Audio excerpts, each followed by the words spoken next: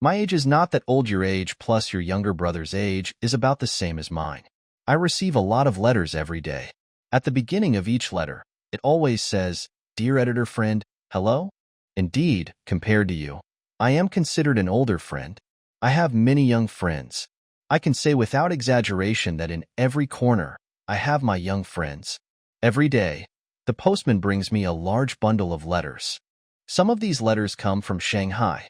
Some come from Beijing, Jiangsu, Zhejiang, Hunan, Jilin, Sichuan, Gansu. And some come from border areas Heilongjiang, Xinjiang, Hainan Island, and Tibet. Among these letters from all over the country, 6 or 7 out of 10 are asking about the future. Look, this is a letter I received yesterday from a young friend in Beijing. Dear editor friend, hello? My name is Love Science, also known as Little Fantasy. I am 11 years old this year and in the 4th grade of primary school. I really want to know, what will our country be like when I am 100 years old? By then, will there be a kind of small aircraft that can fly around and take me from Beijing to Mount Everest? And in a moment, I can fly back home from the world's highest peak? Will there be such small aircraft in the future? I really want to know everything about the future. Dear editor friend, please answer me immediately. Salute young pioneer Love Science from the capital Beijing. I receive many letters like Love Science almost every day. Although I want to pick up my pen and write back to the children immediately, after writing for a long time, I haven't written a single word. Oh my, I don't even know what the future world will be like myself, so how can I answer the children's questions? Like many young friends, I also really want to know everything about the future. What should I do? Many young friends in the letters said, I am eagerly looking forward to your reply. After receiving the letter, please respond quickly. Some children even drew red lines or circles under these words. Some children have already written letters more than once to urge me. It wasn't until last month that I found a solution. I discussed this matter with our editorial department's little reporter Little Smart. Don't you know Little Smart? Oh, in our editorial department, there is no one who doesn't know him, no one who doesn't get along well with him. Little Smart is about the same age as you. Although he is young, he is well informed. He not only knows what has just happened in the world, but also knows what is about to happen in the world, and he even knows what will happen in the world in decades or centuries. Little Smart is lively and cheerful, with a pair of big black and shiny eyes, 2 big ears, and a lovely little round face. When he walks, he likes to walk and run. His steps are light, like a gust of wind. I often just hear the sound of the door opening, and when I look up, he is already standing in front of me. Little Smart is well informed because he has keen eyes and ears, quick legs, diligent hands, and a serious work attitude. No matter when, he is always fully armed. His pocket is stuffed with a thick interview notebook. He carries a small bag on his shoulder, which is bulging, with his treasure inside a camera. And on his chest, there is always a fountain pen as thick as a carrot, which has a big appetite, drinking a whole bottle of ink at a time, so that no malfunctions will occur like running out of ink during an interview. Little Smart is my best young friend and my most capable assistant. When he learned that the children were eager to know about the future world, he immediately set off to conduct interviews. Not long after, Little Smart's manuscript arrived. I quickly opened it, and on the first line of the manuscript paper, it was written, Little Smart's Journey to the Future. This little guy wrote it so interestingly that I read the manuscript in one go and decided to publish it. After the book is printed, I plan to send a copy to every child who writes to ask what the future will be like as a reply from our editorial department. Below is the travelogue written by Little Smart's Journey to the Future. Oh, there are more things to talk about than the hairs on a cow. Where should I start? Let's begin with how I lost my treasure, the camera. To be honest, I always thought that this strange adventure of mine started because I lost that camera. I remember that evening, I was strolling by the river. The blood-red sunset dyed the river's surface a deep red. When the wind blew, ripples formed on the water, making the river gently sway like a red silk ribbon. It was truly beautiful. I couldn't help but think, I must quickly capture this evening scene by the river. Oh no, bad luck. I searched through the bulging shoulder bag, pulling out the water bottle, knife, eraser, pencil. I even turned the bag inside out, but still couldn't find my treasure, the camera. I remember that when I set off in the afternoon, it seemed like I casually stuffed a hard object into the bag, the camera. How could it have disappeared? The camera is my good friend, my treasure. It is a genius artist. No, a genius sketch artist. As a news reporter, how can I lose my weapon, the camera? I searched everywhere, diving into the branches and bushes here, then groping around on the grass there. The more I searched, the more anxious I became. As I watched the sun almost set, the sky darkened so quickly. The night fell. Later, my feet were sore, my clothes were torn, and I was exhausted. Seeing that the sky was as black as the bottom of a pot, I planned to hurry back to the guest house. I thought, maybe I never put the camera into the bag in the first place, and now it's lying safely on the table. However, I encountered a second unlucky incident. The sky was pitch black, and the moon had hidden somewhere. I fumbled around blindly, got dizzy and disoriented, and couldn't remember the way back to the guest house. I got lost. It was so quiet around that you could hear a pin drop. Not a single person was in sight by the river, and the only sound in my ears was the rustling of leaves in the wind. I wandered and hesitated by the riverside, walking with my head down. Suddenly, in the dim night, I saw a row of snow-white railings ahead, with a long white reclining chair faintly visible behind them. I was overjoyed. Like a hurdle jumper on a track, I leaped over the railing and plopped down on the reclining chair. At that moment, I felt an indescribable sense of comfort. To feel even more comfortable, I simply lay down, using my shoulder bag as a pillow under my head. Initially, I only intended to lie down for a while, but somehow, my eyelids felt as heavy as 1,000 pounds, and I couldn't lift them. Soon, I fell into a deep sleep and even started dreaming. In my dream, I was still on the grass by the river, searching for my beloved camera. Searching and searching, I suddenly saw 2 green glowing lanterns in the dark bushes, the eyes of a tiger.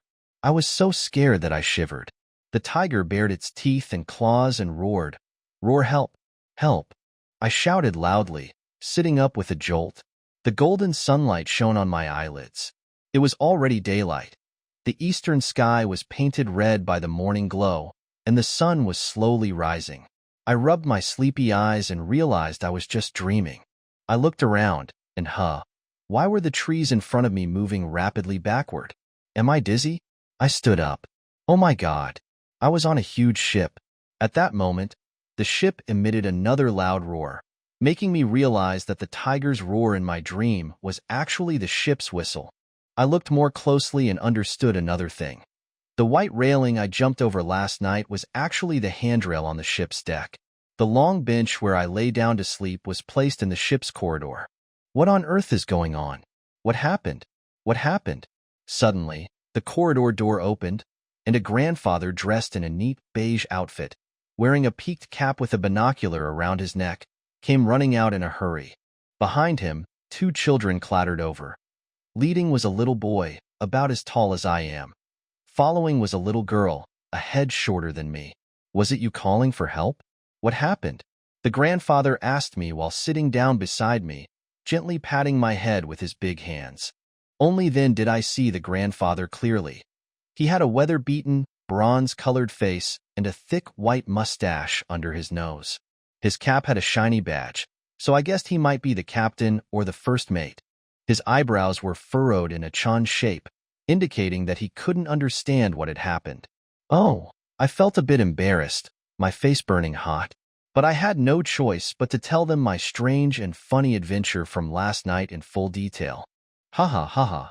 The grandfather laughed heartily, squinting his eyes. Hee hee. The boy bent over laughing, his mouth wide open, as if an apple could be stuffed into it without him noticing. Giggle, giggle. The little girl covered her mouth with her hands and kept laughing, like a machine gun firing non-stop, even shedding tears from laughing. We quickly got to know each other and became good friends. It turned out that the grandfather was indeed the captain. The 2 little ones were his grandchildren. The older brother was called Little Tiger, and the younger sister was Little Swallow. Upon hearing that I was a news reporter, the grandfather happily patted my head. "That's great, little smart. This ship is heading to Future City. You haven't been to Future City, have you?" I welcome you to stay with us for a few days and report on our brand new city, so you can tell your young friends about it. You must come to our house. Little Tiger said, my father is your colleague and editor at the Future Daily. He will definitely like you very much. We sat side by side on the white bench, chatting happily. The river breeze was blowing, and it was very cool. At this point, I brought up the question I didn't understand. Logically, the ship was anchored on the river. But yesterday, I was feeling around in the bushes and on the grass. I remember feeling the white railing on the grass, then jumping over it and lying on the bench. How did it suddenly turn into a ship? The grandfather had me hold onto the ship's railing and look down at the ship's bottom. Only then did I realize that this was a strange ship. Its bottom was entirely off the ground, hovering above the water as it sailed over the river like a cloud. The grandfather told me that this was a new type of ship called an atomic energy hovercraft. It had a giant fan on board, continuously blowing air under the ship, lifting the entire ship off the water.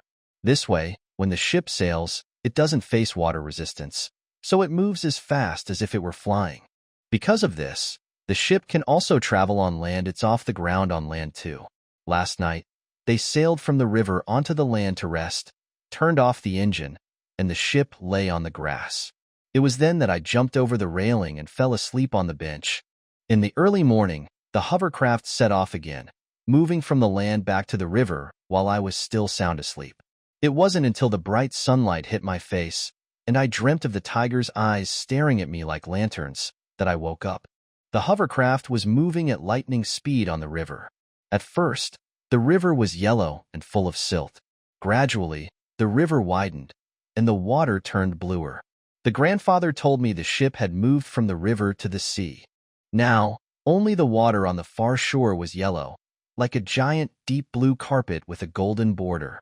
Later, this border disappeared, and all around was the deep blue sea. The sky connected with the sea, and the sea with the sky. The crystal clear sea reflected the blue sky, creating a beautiful seascape I had never seen before. Little Smart, you haven't been to the sea, have you? I'm almost 80 years old this year, and have lived at sea for 60 years. Look at how magnificent and vast the motherland's oceans are, the grandfather said, pointing to the vast ocean. I was completely captivated by the enchanting sea, and I couldn't help but sing the song I love this blue ocean. I love this blue ocean. The sea border of the motherland is magnificent and vast. The grandfather said he had some things to attend to, so he went to the bridge, leaving Little Tiger and Little Swallow to accompany me. Little Tiger was strong and sturdy, wearing a blue and white striped sailor shirt. His face was tanned to a reddish brown, and under his thick, dark broom-like eyebrows, a pair of bright black eyes shone. On his forehead, there was always a tuft of stubborn hair amusingly sticking up. Little Tiger was really strong. When we first met and shook hands, he squeezed my hand so hard it ached. I really couldn't tell if he did it unintentionally or if he was trying to show off his strength. With Little Tiger as a companion, you would never feel lonely. His mouth was like a radio speaker, always chattering. Little Tiger told me, Little Smart, I think you must also be someone who likes to talk. I am such a person, love talking about this, love discussing that. Even when I'm asleep at night, my mouth stops moving, my hands stop, but my brain keeps working dreaming. And when I'm dreaming, my mouth starts moving, talking in my sleep. My hands and feet move too, kicking off the blanket. Little Swallow had 2 pigtails with big red ribbons at the ends. Her round little face wasn't tanned at all. Only her pair of innocent big eyes were identical to her brother's. Her cheeks were rosy, like apples. She quietly listened to Little Tiger and me talking, never interrupting. I was quite curious. Why was Little Swallow always so silent? Little Tiger seemed to notice this and told me, my sister, when she sees strangers, she's like a mute gourd, not saying a word, her mouth sealed shut. Then, he leaned in closer to me, put his hands together like a megaphone, placed them near my ear, and whispered, Little Smart, don't underestimate her. Let me warn you in advance, she loves to tell on me. Little Tiger kept babbling on. I had never been to the ocean or been on a sea ship, so I wanted to walk around and look. Little Tiger immediately stood up from the bench, took my hand and said, I'll take you on a tour. Little Swallow stood up too. Don't come along, said Little Tiger. I want to go, Little Swallow pouted. It was the first time I heard her speak. Let her come with us, I said, taking Little Tiger's hand in my left and Little Swallow's in my right. The three of us walked along the corridor and came to the deck. The deck was shiny like silver. I thought it was made of aluminum, like an airplane. Little Tiger, like a little captain, told me what he had heard from his grandfather. The hovercraft wasn't made of aluminum. It was made of a new metal called titanium. This metal was similar to aluminum in appearance and was just as light, but it was more resistant to corrosion and seawater erosion. Upon hearing this, I quickly opened my notebook and wrote down the word titanium with my thick carrot-like pen. The wind on the deck was strong, making my notebook rustle. I looked up, and there was a long row of propellers on the deck, spinning like a series of giant electric fans. Little Tiger pointed to the propellers and said that they worked just like the ones on airplanes. When they started spinning, blowing air backward, the ship moved forward quickly. Oh, now I understood. The hovercraft had two winds. One blew downward, lifting the entire ship. The other blew backward, pushing the ship forward quickly. This way, no wonder the hovercraft could fly both on water and land. This hovercraft was huge, with many rooms and lots of passengers. Little Tiger led me to visit each room. Little Tiger ran without a care, while Little Swallow panted and clattered behind her brother. On the ship, besides the passengers' rooms, there were reading rooms, ping-pong rooms, and movie rooms. Little Tiger led me to the top of the ship, where a bright red 5-starred flag was flying in the wind. Little Tiger also proudly told me that this hovercraft was powered by atomic energy. A piece of atomic fuel the size of a bar of soap could make the hovercraft travel tens of thousands of kilometers. Just then, a black spot appeared on the distant sea. In a blink, the black spot grew larger. I'll go up and see what kind of ship it is, Little Tiger said and climbed up the flagpole. He was really something, climbing up in one go. He was about to call me up when he saw Little Swallow beside me and slid down quickly. He whispered in my ear, "Forget it, with Little Swallow here. It's better not to go up." The ship came closer and closer. It had a round, pointed bow, much like an airplane. Little Tiger told me it was called a hydrofoil. Interestingly, the ship's bottom had two wings, gliding swiftly over the sea like a dragonfly skimming the water. In no time, it disappeared, leaving only a trail of white foam on the sea surface. "Little Tiger, it's time for you to come down for breakfast." Suddenly, Grandpa's voice rang out. I looked around but didn't see Grandpa anywhere. Looking for Grandpa? He's calling from my pocket, Little Tiger said with a laugh, taking out a small box-like object from his pants pocket. "Hurry down." Grandpa's voice came from the small box again. It was a plastic box with a screen the size of a matchbox. I saw Grandpa on the screen, reading a newspaper while talking. It turned out to be a miniature semiconductor television phone, allowing you to hear the other person's voice and see their movements and expressions. "I have one too," Little Swallow said, pointing to her pocket. "Hurry up. Otherwise, Grandpa will get impatient," Little Tiger said, running down. Little Tiger clattered down first. I walked in the middle, and Little Swallow followed with a patter. We rushed like a whirlwind into Grandpa's captain's cabin. Before noon, the hovercraft started to slow down. In just a few hours, it had traveled more than 10,000 kilometers. Little Tiger looked at his wrist and said to me, "It's now 11 hours, 23 minutes, and 25 seconds. We'll reach Future City by 11:30. The watch on Little Tiger's wrist was only the size of a regular postage stamp, rectangular and quite unique. Seeing my interest in the watch, Little Swallow gave me one, saying she had two watches, one from her mom and one from Grandpa as a birthday gift. I took the watch and examined it carefully. It was fascinating. The watch had no hour, minute, or second hands, nor gears or springs. It was just a small TV screen displaying numbers, 11 hours, 23 minutes, and 40 seconds, meaning 11 hours, 23 minutes, and 40 seconds, with the seconds changing continuously. When 40 seconds turned into 60, the 23 minutes also changed to 24 in an instant. I thought, how can there be such a magical watch? Seeing my curiosity, Little Tiger explained, "This is a TV watch. Future City's TV station constantly broadcasts the standard time, showing hours, minutes, and seconds on the TV watch. This kind of watch never needs winding and is always accurate. Its structure is simple and it's very cheap, so every child in Future City has a TV watch. Some even have several. Just as I was about to open my notebook to record this, the TV watch showed 11 hours, 28 minutes, and 30 seconds. I looked up, and a huge dock was already in sight. 3 large red characters were prominently displayed on the dock. Future City. I had a very strange lunch, of course. It was only very strange to me, but the residents of Future City often had such meals. Speaking of rice, I have eaten countless bowls of it. I am very familiar with the appearance and taste of rice. However, I have never seen this bowl of rice, let alone eaten it.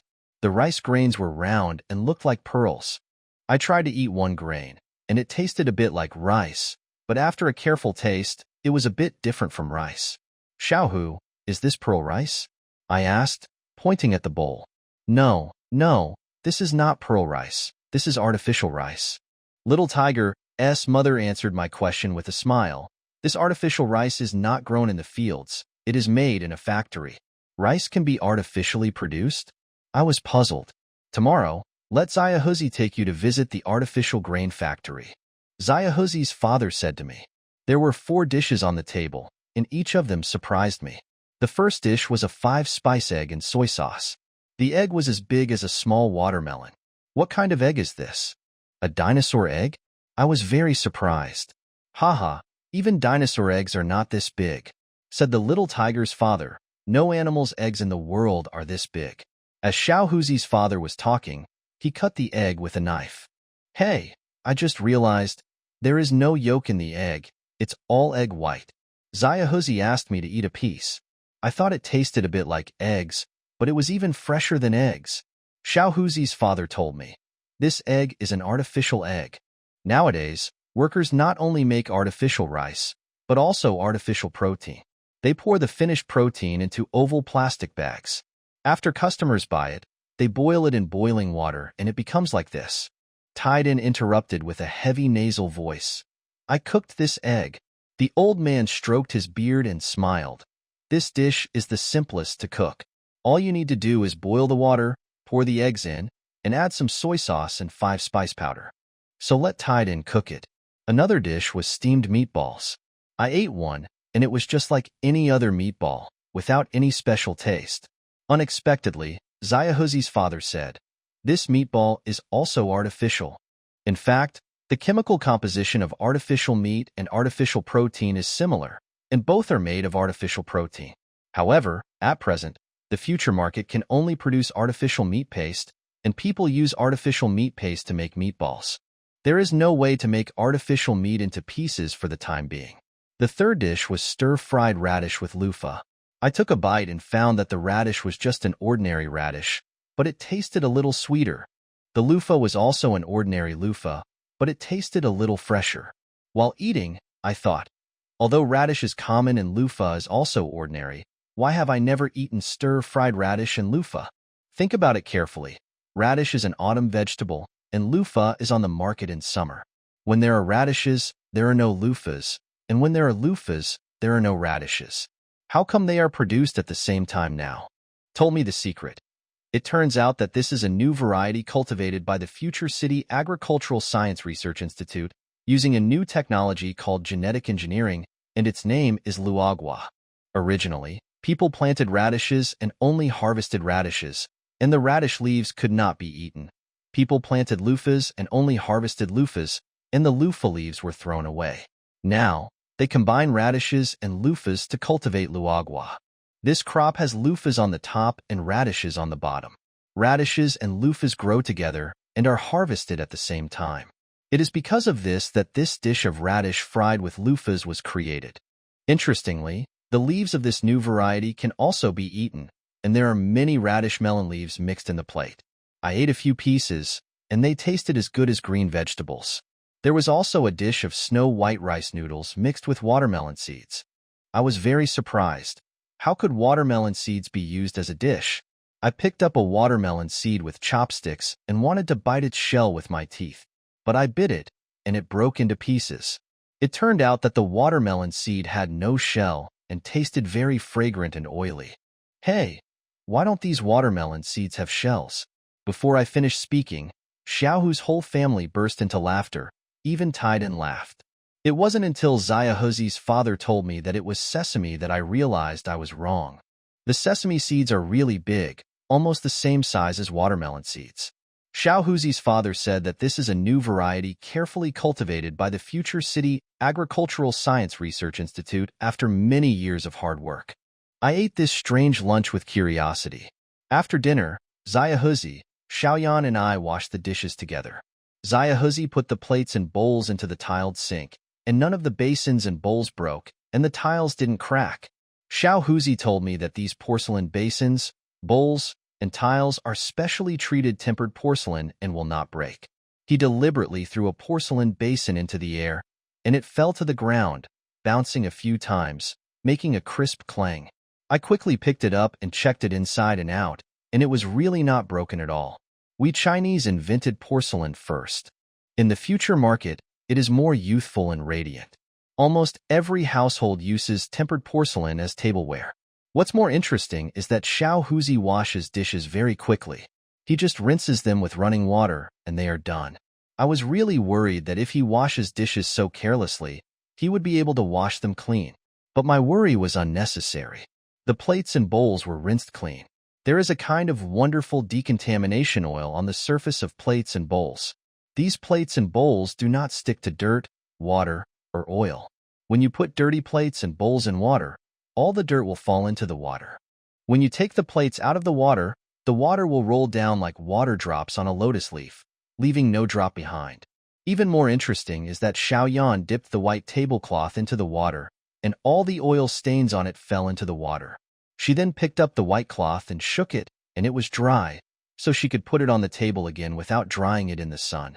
This white tablecloth was actually coated with a layer of detergent, so it is not stained by water or oil. Xiaohuzi also told me that the cloth produced in the future city is coated with a magical decontamination oil, so it is very convenient for them to wash clothes. They only need to dip them in water, shake them a few times, and then they can wear them again. In addition, the soap produced in the future city also contains this wonderful decontamination oil. After people take a bath with this soap, the skin of the whole body will no longer be stained with water and oil. The dirt on the skin can be washed away with water. On rainy days, residents of Future City neither wear raincoats nor hold umbrellas, because when rain falls on clothes, it rolls to the ground immediately. Even in a downpour, the whole body does not get wet. Girls with long braids can shake off the rain on their hair just by shaking their braids. In the afternoon, Xiaohu's grandfather, father, and mother all went to work. I stayed at home with Xiaohu, Xiaoyan, and the grandfather. Hey, Xiaolingtong, I'll go out with you. Okay? Xiaohuzi said to me. I'll go out with you too. Xiaoyan said immediately. I don't want to go anywhere this afternoon. I should write all afternoon and quickly write down the new things I see, I said. However, they dragged me out anyway to watch a movie. During lunch, Xiaohuzi's father brought the newly published Future Noon News. Xiaohuzi pointed at the movie advertisements on it and said to me, "There are good movies today." Xiaoyan snatched the newspaper and read softly. Hongqi Circular Screen 3D Cinema will show the fairy tale The Kingdom in the Forest at 2 o'clock this afternoon. What? A 3D movie? You haven't seen it yet? No, I haven't seen it. No, I haven't heard of it. I replied. That's great. Xiaohuzi said. Xiaolingtong, don't write this afternoon. Let's go to the movies together. I'll go too, Xiaoyan said, clapping her hands. Go, go. All three of you go. I'll go too. I'm over 100 years old, and I also like watching fairy tales. The old man said excitedly, let's all go, leaving Taidan to look after the house.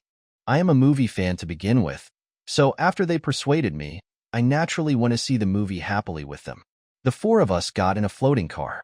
The old man said he hadn't driven for a long time, so he would drive today.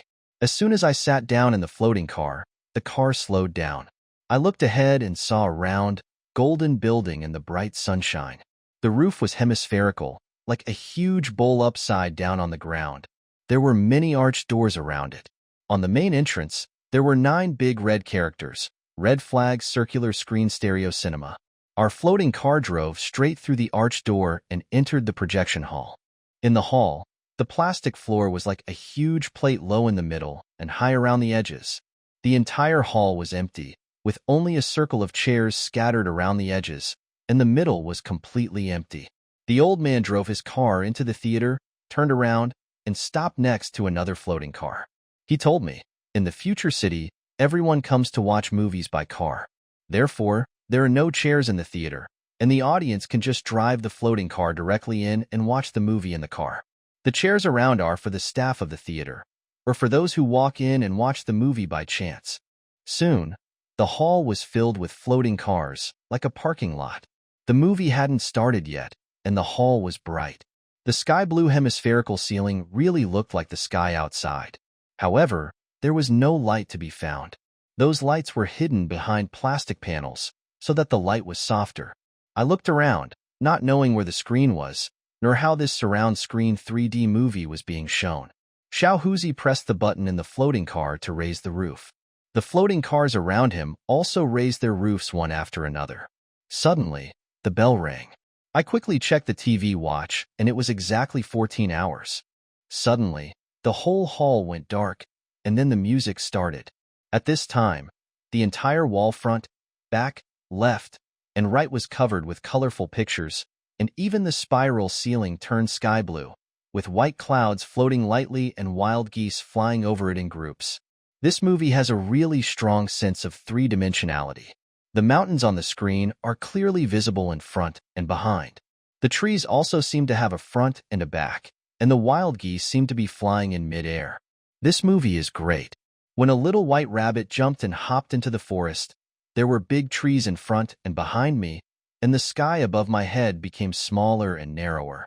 The emerald green leaves were intertwined, and the golden sunlight shone through the gaps between the leaves onto the little rabbit and me. I seemed to run into the forest with the little rabbit. After a while, the little white rabbit met a little monkey. The little monkey picked 2 apples from the tree and gave one to the little white rabbit. At this time, the fragrance of apples wafted in. Hey, this movie is not only colorful, but also has a smell. Only then did I understand. Xiao Huzi raised the roof of the car in order to leave a gap in the car so that the smell could also get into the car. Later, the little white rabbit and the little monkey fell into the trap of the old fox and followed it to see the king of the forest kingdom, the lion. I was really worried about the little white rabbit and the little monkey. When the ferocious lion roared and pounced on the little white rabbit and the little monkey, I was also scared. I turned around and ran, and my arm hit the chair.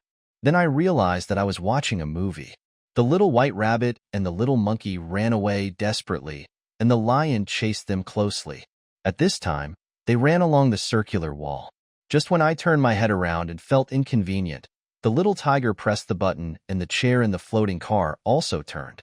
I didn't need to turn my head anymore, and I could keep a close eye on the little white rabbit and the little monkey running along the circular wall.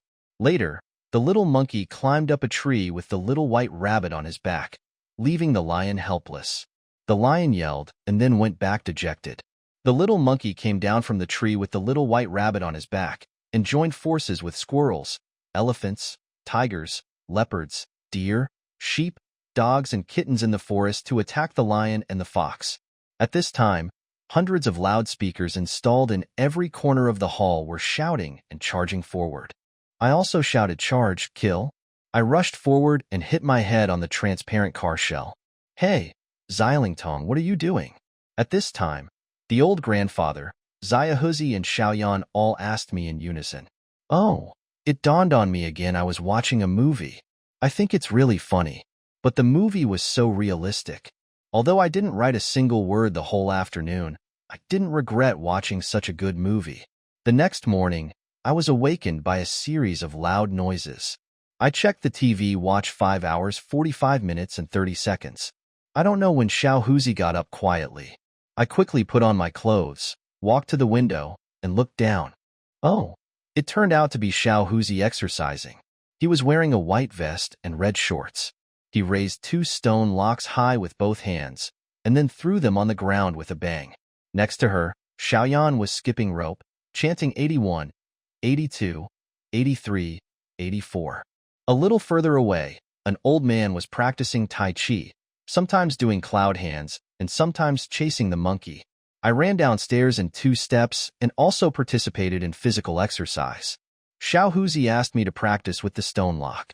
Alas, I was too weak, and my arms were sore after just 2 attempts, but Xiao Huzi did it more than 10 times in a row without any concern. "Where's your grandpa?" I asked. "He went back to the ship last night. He is used to living on the sea and always likes to live on the ship. At dawn today, he set off with the ship." Xiao Huzi also told me that his father was not at home either. He went to the Future Oil Field for an interview early in the morning and was going to write an article titled "Morning at the Future Oil Field." "Where's your mother?" "She has finished her gymnastics and is now in the kitchen making breakfast with Taidan. Everyone in our family, except Taidan, does exercise early in the morning." As I was talking, there was another beep. Sound coming from Xiaohuzi and Xiaoyan's pockets. I looked at the watch on the TV and realized it was 6 o'clock. They quickly took out their cigarette box-sized semiconductor TV telephones and listened to the radio. I thought they were probably listening to the weather forecast. But the announcer broadcast like this: "Future City People's radio station is now broadcasting the weather consultation results released by the Future City Meteorological Bureau today. Due to the 8th Future City Sports meeting being held this morning, after consultation and agreement by various units, the weather in the city will be sunny from 6 a.m. to 12 p.m. and rain in the suburbs. Because the suburbs are currently in the peak season for crop growth, rainfall is needed. From 12 p.m. to 1 p.m. today, the city will have 1 hour of rain to wash the streets. The suburbs will turn sunny at 6 p.m. However, the coastal salt fields will remain sunny today to ensure the normal operation of salt drying." What I find strange is, why is it that what is being broadcasted is not a weather forecast, but a weather consultation result? How can the decision of whether it will be sunny or rainy be based on the advice of a certain unit? Xiao Huzi was surprised by my question. He thought it was commonplace, and the radio station broadcast it every day. He explained to me that in Future City, people can control the weather. If you want a sunny day, you only need to use a plane to spray a little cloud dispersing agent to make the dark clouds dissipate. If you want it to rain, you only need to use a plane to spray a little rainfall agent and it will rain. However, there are many units in Future City, and often this one wants sunny weather, and that one wants rain, and this one wants sunny weather, and that one wants cloudy weather. What should we do? Future City Meteorological Station has set up a weather consultation office to consult with the suggestions of various units and publish the results of weather consultation every day. So that's what's going on. I heard this and felt both surprised and impressed. I kept praising this idea. I have spent 2 happy days in Future City, and today is the 3rd day. However, it feels like I have lived there for 3 years. I have been to so many places I have never been to, and seen so many things I have never seen before. I remembered the editorial commission. Oh, what a coincidence. If I write a travelogue of what I have seen and heard in the past few days, wouldn't it be the perfect way to complete the editorial commission to interview what the future holds? I should write everything down, I said to myself. Last night, I wrote all night long. Even the tip of my pen got a little hot. I used up a whole bottle of ink. I plan to go back today. I think I should write the travel notes as soon as possible, hand them over to the editorial department, and print them into a book quickly so that they can meet the children as soon as possible. But after thinking about it carefully, I feel that it is still a little short of the mark, because I have only seen the present of this city. What was its past like? How was it built? I really want to know the history of this city, and I should tell its history to my young readers. I asked Xiaohuzi and Xiaoyan to tell me the history of Future City, but they smiled and said they were not qualified. I asked Xiaohuzi's father and mother to tell me the history of Future City, but they smiled and said they were not qualified. I begged Xiaohuzi's grandfather and the old man to tell me the history of Future City. The old man stroked his beard and said that there was a book called History of Future City in the Future City Library. You can read this book and you will understand. So I asked Xiaohuzi to help me borrow the book, and he agreed immediately. I want to go too. Xiaoyan followed her brother closely again. The 3 of us took the floating car together and went to the Future City Library. The Future City Library is an antique palace-style building located in the city center. In front of the door, on the green grass, stands a pair of majestic white marble columns. The four corners of the eaves are high up, and the roof is decorated with golden plastic tiles, like glazed tiles. We parked the car in the parking lot at the entrance and walked through the gate. It was quiet inside. The entire library has thousands of small soundproof reading rooms, which are separated by foam plastic. We stopped in front of reading room 208. There was a small green light on the door of this room, indicating that no one was inside. Xiaohuzi pushed open the door.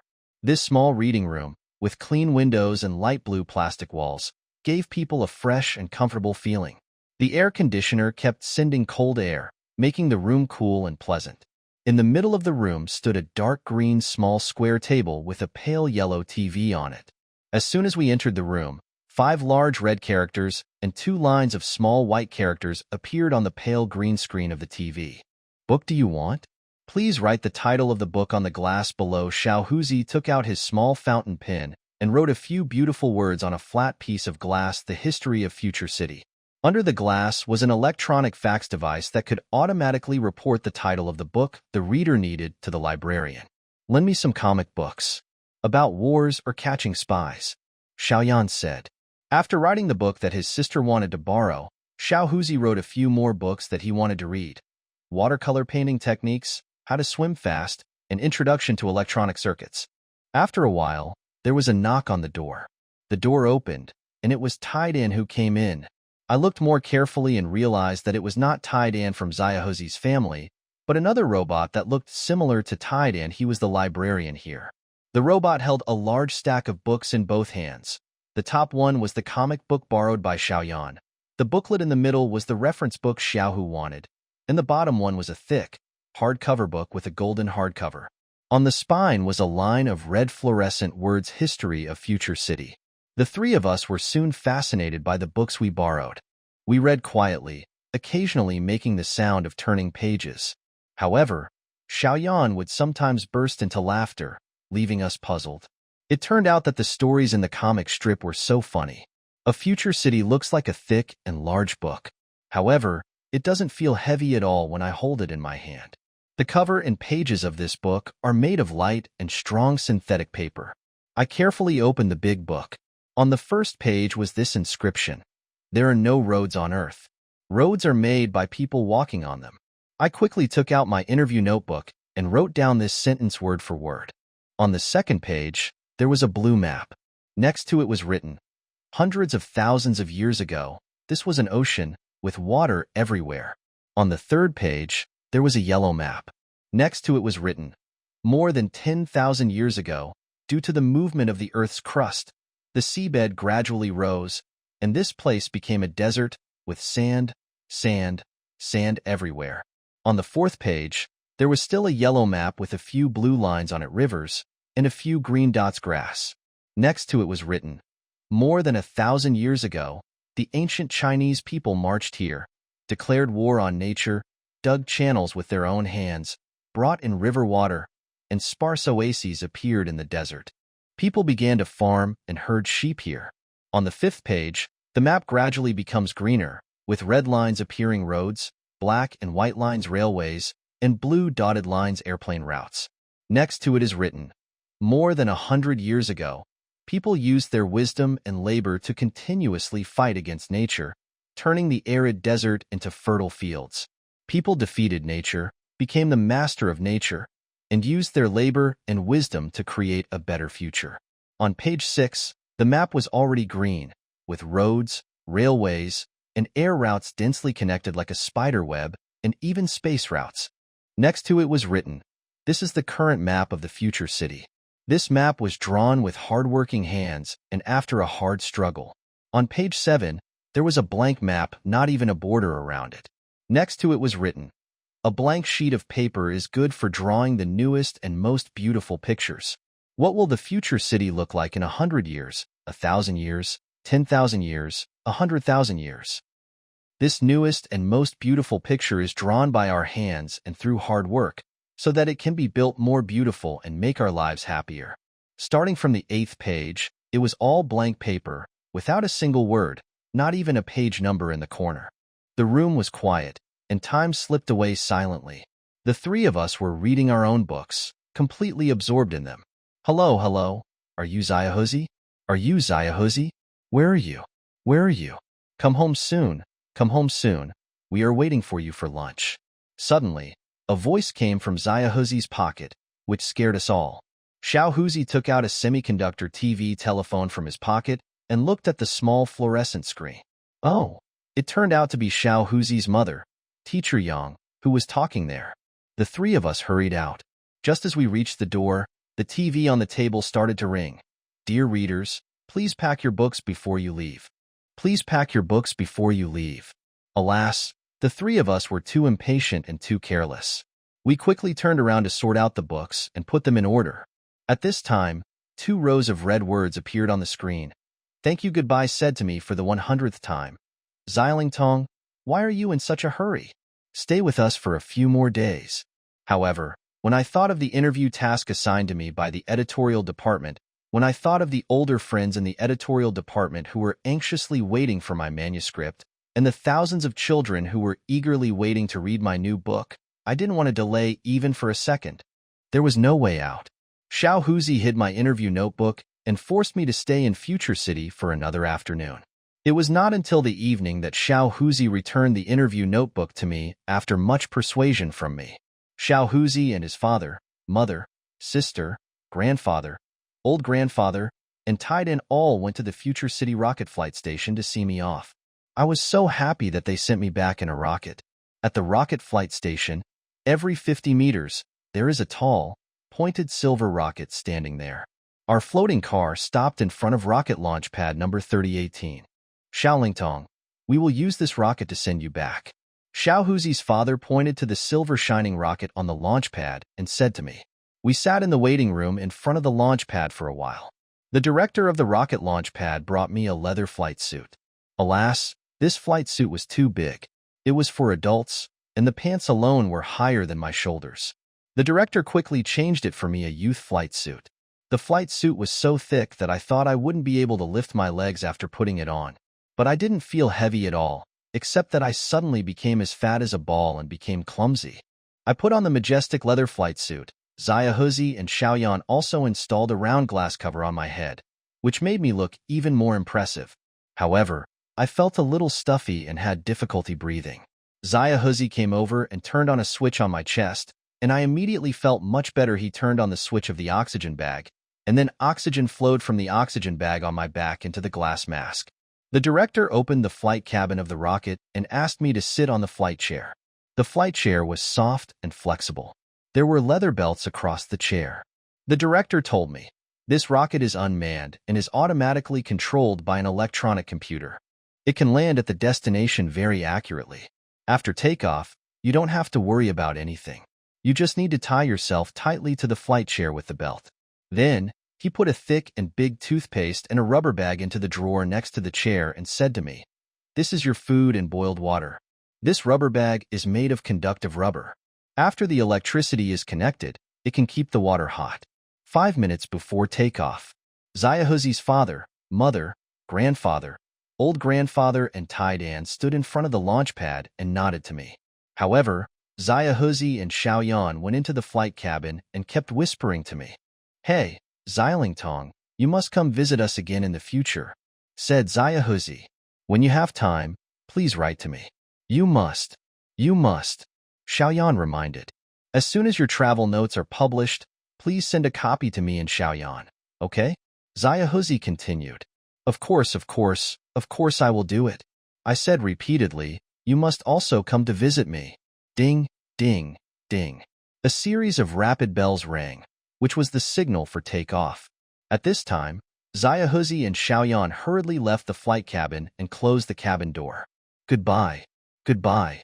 Through the glass window in front of the cabin, I saw Xiaohuzi's whole family waving to me. Even Taidan was waving his hands back and forth. I also raised my stupid hand and waved to them. Boom. Swish. The rocket took off. A burst of smoke and fire flashed in front of the window, and then nothing on the ground could be seen clearly. The rocket flew faster and faster, and I felt as if I was filled with lead, unable to move at all. I gritted my teeth and tried to move my legs, but I couldn't. All the blood in my body seemed to flow to my feet very quickly, and my head was dazed and dizzy. After some time, I gradually woke up, and my hands and feet felt lighter. The rocket began to turn and fly around the Earth. I was about to put my hands in my pockets, but as soon as I moved, I was suddenly thrown off the flight chair. With a bang, the plexiglass cover above my head hit the ceiling of the cabin. It turned out that when the rocket was flying around the Earth's gravity and the rocket's centrifugal force offset each other, so everything became light and weightless. Alas, this is all my own fault. Before leaving, the director had already told me to tie myself to the flight chair with a belt, but I was so busy talking to Xiaohu and Xiaoyan and waving goodbye to them that I forgot to fasten the belt. I felt very uncomfortable hanging from the ceiling. After struggling for a long time, I slowly climbed down from the instruments on the wall and finally returned to the flight chair, which I tied tightly with a belt. I felt a little hungry, so I opened the drawer and tried to get the toothpaste and rubber back. But when I lost my grip, they flew up. One flew to the ceiling, and the other fell under the flying chair. I had to unbuckle my belt again, climb up and down and finally catch them, and then go back to the flying chair and tie the belt. The toothpaste was actually filled with cake batter and jam. I opened the small hole in the glass cover, stuffed the toothpaste in, and slowly sucked it with my mouth. While eating, I wanted to drink some water, so I opened the rubber bag again. Why, after pouring for so long, no water came out? It turned out that water has no weight, and it won't flow out even if the bag is turned down. I got anxious and shook it hard, and the water in the bag floated into the air like soap bubbles. Oh no, I can't drink the water. After I finished sucking the contents of the toothpaste, I was no longer hungry. I looked out the window. It was dark and the stars were blinking mischievously in the sky. Above my head, there was a golden ball, the sun. Next to me, there was a silver ball, the moon. Under my feet, there was a huge light blue ball, the Earth. As I was flying, my eyelids closed involuntarily and I began to doze off. Boom! A loud noise woke me up from my dream. The rocket had landed automatically. I quickly opened the glass cover and took off the thick flight suit.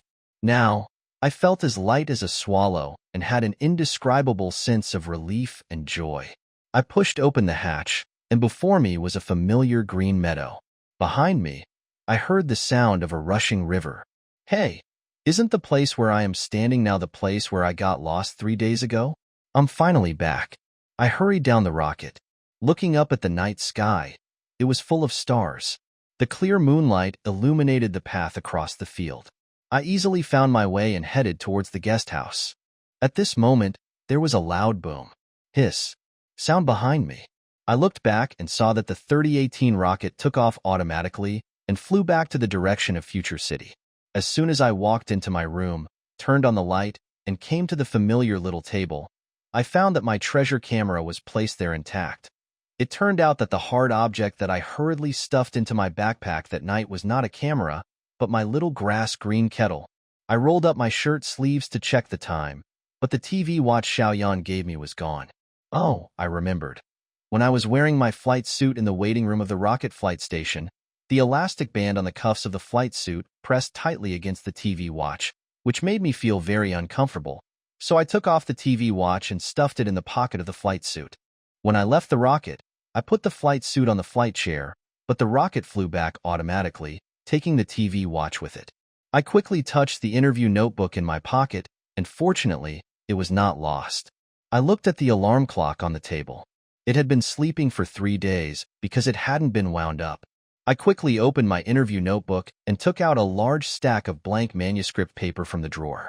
After thinking for a while, I wrote the first line on the manuscript paper. Xilingtong wandering in the future. I don't know when I started writing, nor when I finished. I kept writing and finished this book, Little Smart Wandering in the Future, in one go. Dear children, what you are reading in your hands now is what I saw and heard after wandering in the future city for 3 days. Alas, dear little readers, I am very sorry that I forgot to bring my treasure, the camera, so I don't have a single photo of the future city. I can't draw like Little Tiger, so I had to tell the artist what I saw and ask him to draw the illustrations. It would be great if I could print the photos directly. In the past 2 weeks, our editorial department has not only received many letters from children asking what the future holds, but also many children have come to our editorial department to ask what the future holds. It just so happens that the proof of Little Smart wandering in the future has been printed. So I asked these visiting children to read it first, help us proofread it, and also ask them to give us their opinions. Young readers are very interested in Little Smart wanders in the future and can't wait to visit the future city. Some children asked such a question. Is what Little Smart wrote in this book true or false?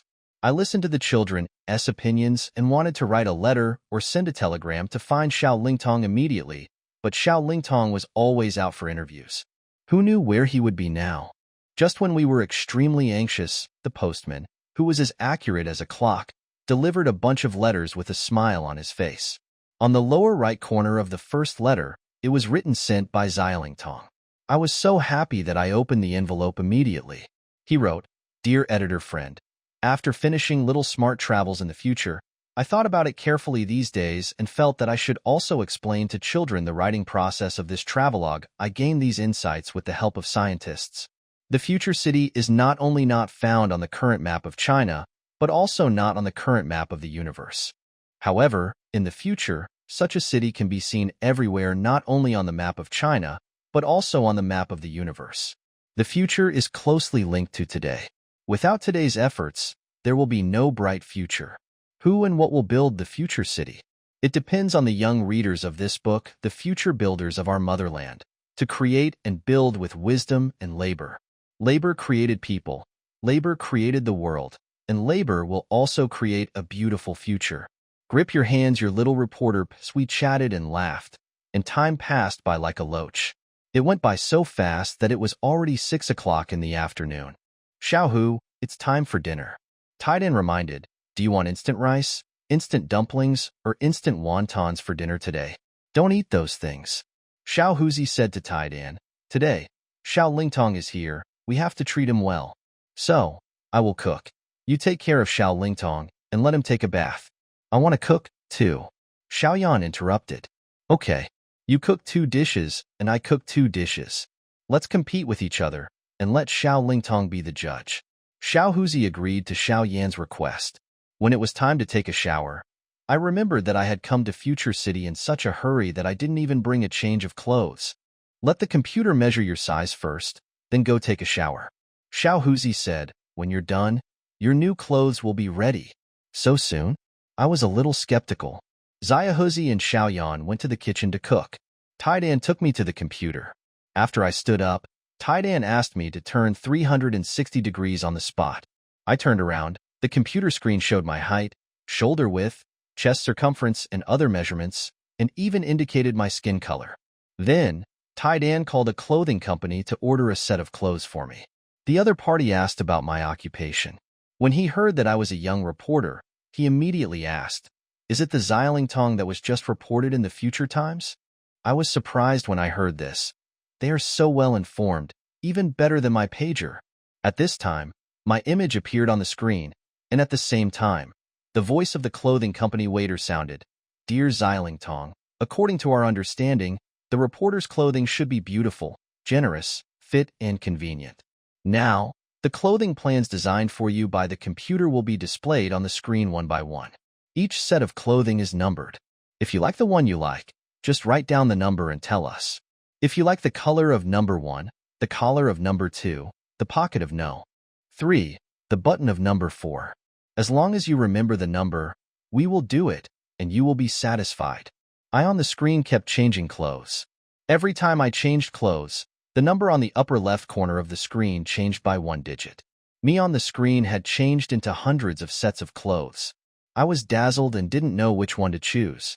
Maybe because I am used to wearing blue clothes. When a blue suit appeared on the screen, I chose it. At this time, the voice of the clothing company waiter rang again. Dear Lingtong, this blue suit looks too old-fashioned on you. I suggest you wear a dark green suit, which will look better. Me on the fluorescent screen changed into a dark green suit, turned around on the spot, and then took a few steps. It fits well and looks beautiful. Taidan said on the side. Okay, let's do this. I finally made up my mind.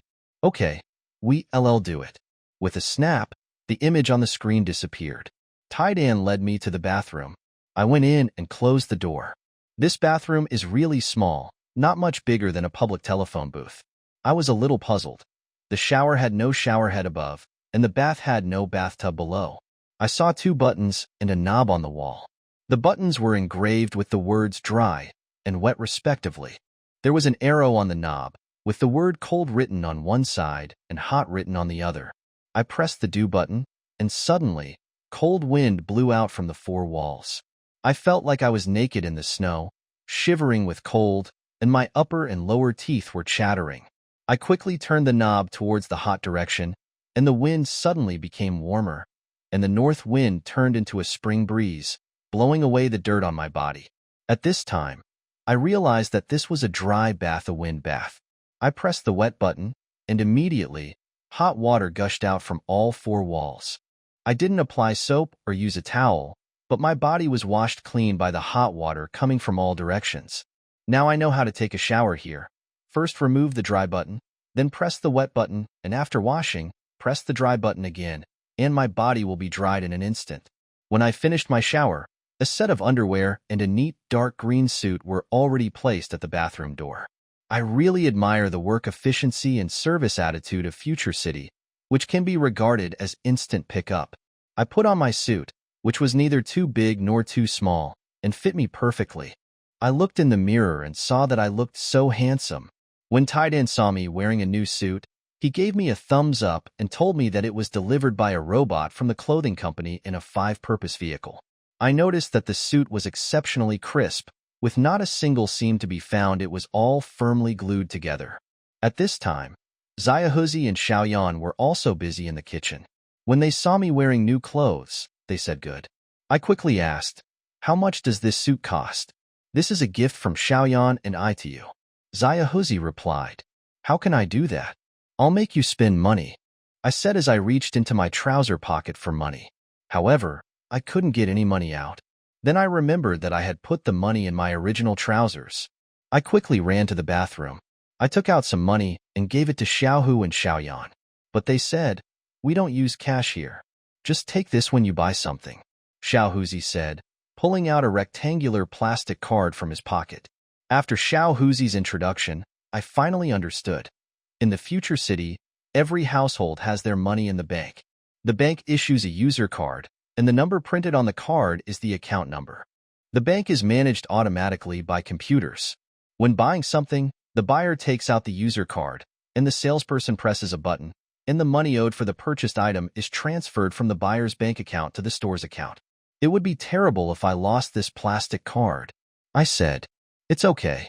If you lose it, just ask the bank to reissue it." "What should I do if my user ID is stolen by a thief?" "You put the user card in the thief's pocket, but he won't take it." "Why?" "Because the user's fingerprint is printed on the user's card. When using the computer, only when the user's fingerprint matches the one on the card will the computer pay attention to you. Every person's fingerprint in the world is different. If a thief steals the card, the computer will ignore him, and he won't be able to steal a penny." "Oh, that's it." I took Xiaohu's ID card and saw that the plastic card was indeed printed with Xiaohu's fingerprints in different heights and grooves. I couldn't help but secretly admire the magical function of the computer. This way, thieves can't steal money. It was already noon when we returned from the History Museum. After lunch, I hurried to the rooftop. Taidan was already sitting in the 5-purpose vehicle. This dear ambassador took me back. The rooftop lawn was so lively. Xiaohuzi, Xiaoyan, and Xiaohuzi's father, mother, grandfather, grandmother, old grandfather, old grandmother, great-grandfather, and great-grandmother all came out to see me off. "Xiaolingtong, come visit us again in the future," said Xiaohuzi. "Xiaolingtong, welcome to visit Future City," Xiaoyan said.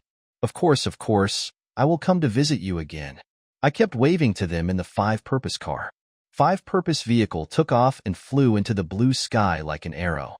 Farther and farther away. The Future City is like a small, slowly disappearing. I took out the manuscript paper and started writing little smart travels to the future again. I wanted to seize every minute and second to quickly write down my new experiences in the Future City in little smart travels to the future again and dedicate it to thousands of young readers. I suddenly realized that Taidan was also writing something. He saw me looking at him. He quickly handed me the manuscript and said, "Xiao Lingtong, please give me your comments." I looked over and saw that he was writing a report for Future Times again. The report had 2 lines in total. The famous young reporter Xiao Lingtong left the future city. The whole family of Little Tiger went to the rooftop lawn to say farewell. Tai Lingtong reports.